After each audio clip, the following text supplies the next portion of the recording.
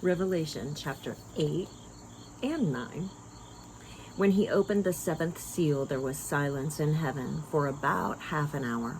And I saw the seven angels who stand before God, and seven trumpets were given to them. Another angel who had a golden censer came and stood at the altar. He was given much incense to offer with the prayers of all God's people on the golden altar in front of the throne. The smoke of the incense, together with the prayers of God's people, went up before God from the angel's hand. Then the angel took the censer, filled it with fire from the altar, and hurled it on the earth. And there came pearls of thunder, rumblings, flashes of lightning, and an earthquake. Then the seven angels who had the seven trumpets prepared to sound them. The first angel sounded his trumpet, and there came hail and fire mixed with blood, and it was hurled down on the earth. A third of the earth was burned up, a third of the trees were burned up, and all the green grass was burned up. The second angel sounded his trumpet, and something like a huge mountain, all ablaze, was thrown into the sea. A third of the sea turned into blood. A third of the living creatures in the sea died, and a third of the ships were destroyed. The third angel sounded his trumpet, and a great star blazing like a torch fell from the sky on a third of the rivers and on the springs of water. The name of the star was Wormwood. A third of the waters turned bitter, and many people died from the waters that had become bitter. The fourth angel sounded his trumpet, and a third of the sun was struck, a third of the moon, and a third of the stars, so that a third of them turned dark. A third of the day was without light, and also a third of the night.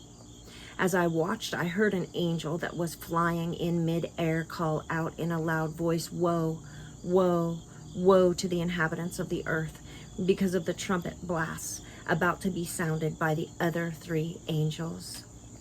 Chapter 9. The fifth angel sounded his trumpet, and I saw a star that had fallen from the sky to the earth. The star was given the key to the shaft of the abyss.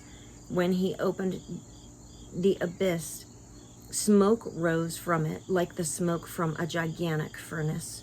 The sun and the sky were darkened by the smoke from the abyss, and out of the smoke locusts came down on the earth and were given power like that of scorpions of the earth. They were told not to harm the grass of the earth or any plant or tree, but only those who did not have the seal of God on their foreheads. They were not allowed to kill them, but only to torture them for 5 months, and they suffered agony. It was like that of the sting of a scorpion when it strikes. During those days, people will seek death but will not find it. They will long to die, but death will elude them.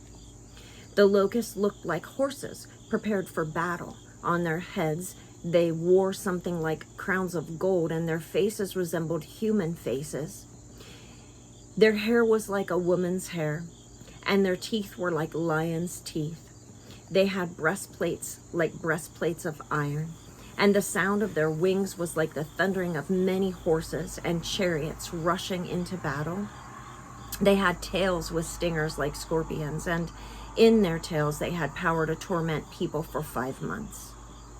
They had as king over them the angel of the abyss, whose name in Hebrew is Abaddon, and in Greek is Apollyon, that is, destroyer.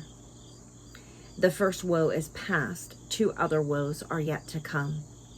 The sixth angel sounded his trumpet, and I heard a voice coming from the 4 horns of the golden altar that is before God. It said to the sixth angel who had the trumpet, "Release the 4 angels who are bound at the great river Euphrates." And the 4 angels who had been kept ready for this very hour and day and month and year were released to kill a third of mankind. The number of the mounted troops was twice 10,000 times 10,000. I heard their number. The horses and riders I saw in my vision looked like this. Their breastplates were fiery red, dark blue, and yellow as sulfur. The heads of the horses resembled the heads of lions, and out of their mouths came fire, smoke, and sulfur. A third of mankind was killed by the 3 plagues of fire, smoke, and sulfur that came out of their mouths. The power of the horses was in their mouths and in their tails, for their tails were like snakes, having heads with which they inflict injury. The rest of mankind who were not killed by these plagues still did not repent of the work of their hands. They did not stop worshiping demons and idols of gold, silver, bronze, stone, wood, idols that cannot see, hear, or talk. Nor did they repent of their murders, their magic arts, their sexual immorality, or their thefts.